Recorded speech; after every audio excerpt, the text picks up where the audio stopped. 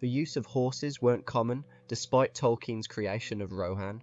This were likely a remnant of their German roots, since many of the Germanic tribes didn't use horses or cavalry in battle. Instead, they served more as status symbols. This were backed up by the poem of Beowulf, which described them as ornate battle seats, not proper cavalry.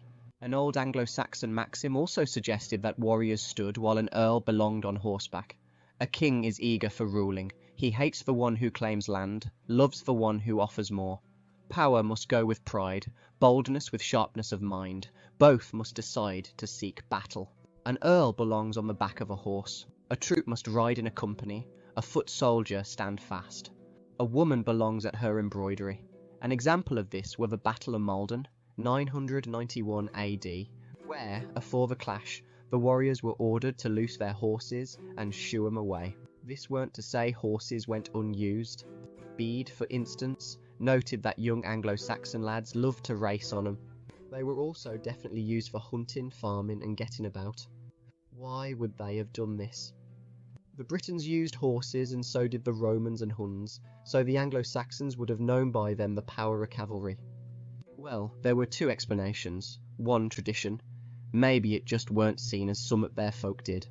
Second, it might have been meant to curb cowardice, one of the worst sins for an Anglo-Saxon. Without horses, how could a warrior flee? Instead, he had to stand fast and fight. Although, some evidence suggests certain Germanic and Anglo-Saxon groups fielded mounted warriors in particular situations. For example, the Aberlemno stone from about 650 AD showed both the Picts and Anglo-Saxons fighting on horseback. Though it were carved by the Picts, so maybe they just did it to make the scene look more exciting. Even if it were right, we can still say Anglo-Saxons fighting on horseback were less common than the norm. Be sure to check out my other channel, History Sticks, for the complete, longer and comprehensive video.